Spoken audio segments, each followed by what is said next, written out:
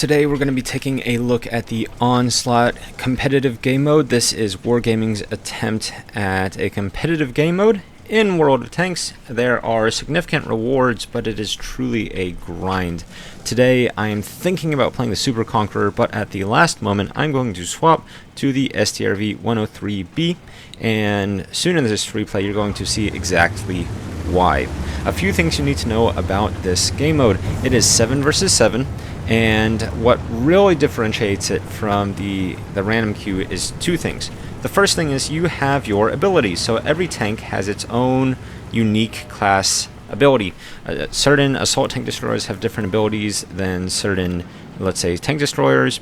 And overall, there are a lot of different and varying abilities, and these really impact what tanks are strong and what tanks are weak.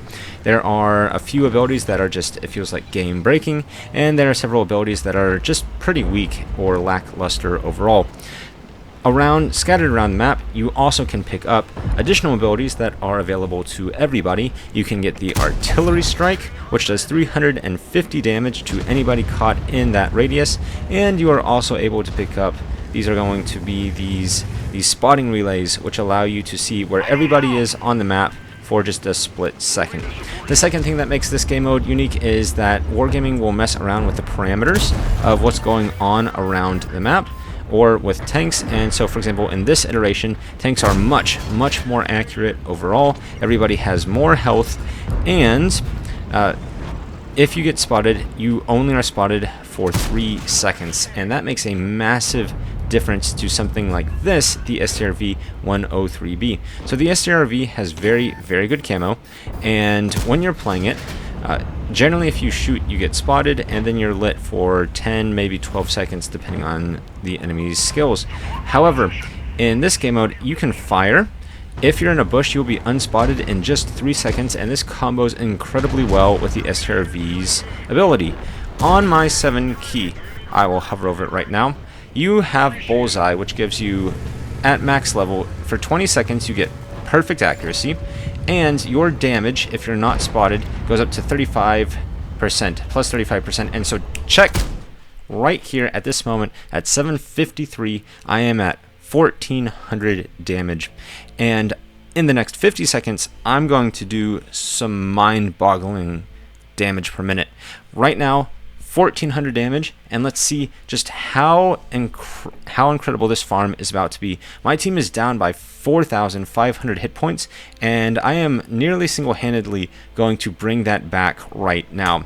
So we're starting it off, that's 543 into the Super Conqueror. Keep in mind, I have essentially perfect accuracy. I cannot miss if I aim my shells well, and RNG is no longer a part of this game mode whatsoever.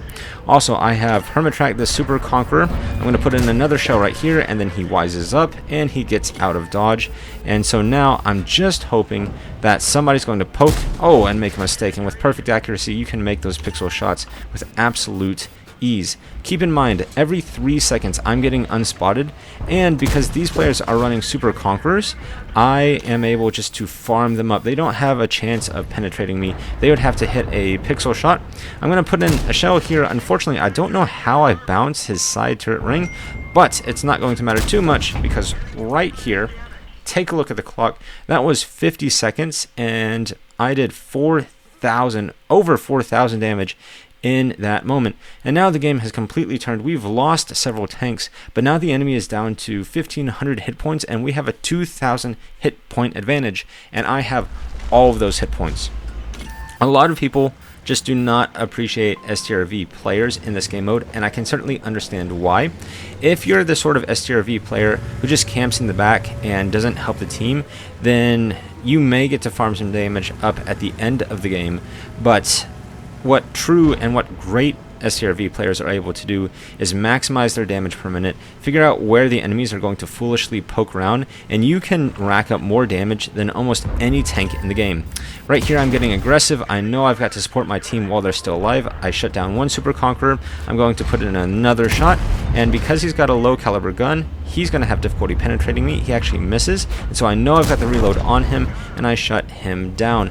Now I'm down to one remaining teammate. I'm going to put in a very important shell into the Super Conqueror right there, because with that shot, I now have the ability to one-shot both of the enemy players, and I am left in a 2 versus 1 scenario. However, I've got an extra 1800 hit points, so I know that if I just play the spotting and camo game, I should be able to win this one. If they go into the cap, I'm easily going to out DPM them. I've got enough health so that as long as I don't get set on fire, or so long as I don't get ammo wrecked, I'll have the ability to win any outright duels. Also, I have more camo than they do, and so cleaning up something like a Minotauro right there is just super easy. Also, at this moment, I realized that there were actually 2 of my fellow clanmates in the game mode, and so shout out to Just Trash Panda and to his fellow platoon mate, because I'm going to be taking down this game mode. Now, I'm popping up, I'm grabbing this relay, and I know exactly where the Super Conqueror is now. He's grabbing the artillery relay. I've got the spotting relay, and so I'm going to pull off a sneaky tactic. Right here, he's going to have the artillery, and I'm going to let him know exactly where I am. He's less than 350 health, so I know that if I use the artillery barrage, I am guaranteed to kill him. I'm now going to stay on the cap. I know he's going to proc his artillery charge very, very soon, so I get up straight to the line. He probably put it straight in the middle, and so right there, I dodge just by the nick of my teeth, just by the skin of my teeth, that artillery barrage. And so now I've got all my remaining hit points. He wasn't even able to use that cap progress, and I'm going to pick up the artillery barrage. And so now at this point, it should be GG, because I can artillery barrage him for free and have no difficulties whatsoever. However, I want to be extra careful, so I'm going to move up, and I'm going to get actually in this second relay. This is going to allow me to pop the first one. I'm going to find out exactly where he is, and then I can grab the second relay and artillery barrage him. However, he happens to be right in the open, and so I will clean him up. He never even gets a shot on me, and it's all she wrote for the enemy team. And that's 7,200 damage and an absolute carry in Onslaught.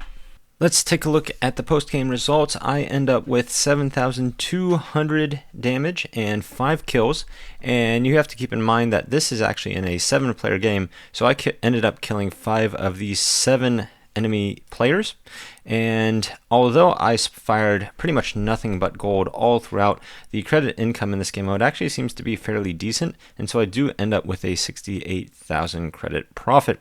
We end up high scoring on our team, and thankfully carry especially our bottom few players and get a just boatload of, if you will, Onslaught points. Now, a few thoughts about this game mode from my perspective. I think that this game mode has a lot of potential, and I actually think that the gameplay on this thing can be quite fun. However, the system setup around it is just infuriating. If you play this with a platoon mate, and I managed to get a few games in with one of my clanmates just a few hours after this game, it can be a lot of fun. If you're able to pick a strategy and then execute it, it is absolutely a blast. I think the abilities really add a fun level to the game. It makes some tanks more competitive than they otherwise would be, and I don't think that the Super Conqueror is just the automatic best choice in a lot of scenarios. However, because these are random teammates, a lot of times those plans absolutely go to crap. You've got people playing awful tanks like FE 4005s, and even when you have those tanks, you could still make them work if the team played around it, but people in World of Tanks don't think about winning. They don't think about how they can make the best out of a bad scenario. A lot of times they just try to brute force their own strategy through, and it ends up with a lot of pain and a lot of loss. And so I think this would be a lot more enjoyable in maybe like a clan war setting in a 7v7, because you could set up different strategies and different ideas.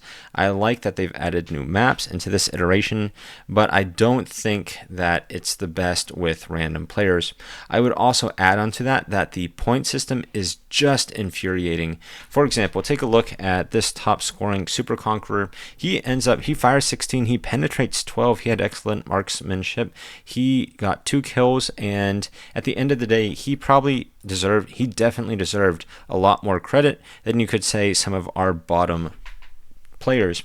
And so I know that in the last iteration of ranked, they had the chevron system, and in that system, the top, give or take, 7 players on the winning team would score.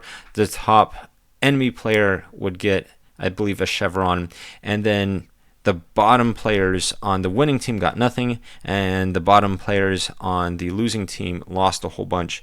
And so I would adjust this just in my mindset, because I don't think that the point of this game is to get as many points as possible. At least I don't think that's how Wargaming should situate it. I think they should go by a sort of percentage system. So what I would recommend is, I would say you get your prize if you reach the top, let's say 10% of players, or 5% of Onslaught players, or 2% of Onslaught players. You could decide, Wargaming could decide the cutoff, and I'm sure they already have by their own metrics. And then I would say that everybody on the winning team gets positive points. You get more points if you did better, you get fewer points if you did worse. Then I would say the top player, maybe I would say the top 2 players on the enemy team are going to end up getting points, and then everybody else loses. And so what you would see is, you would see a point inflation system, but it would not matter, because the point inflation system is based off of a percentage. It's based off what percentile you're in based on your own relative score. And people would get a ton of points, yes, but they would have to be outgaining those ahead of them. I know my choice isn't perfect. If you played more games, you would get a sizable advantage over those who don't, but that's already true in a game mode like this, and it would be much less infuriating for those players who play great and still end up losing quite a bit of points, just because they had the misfortune of playing with poor players, or players who zoom off on their own. And so I think Wargaming needs to tweak it. I do think it's fun. I have enjoyed my time, but it's also just infuriating in a large number of scenarios.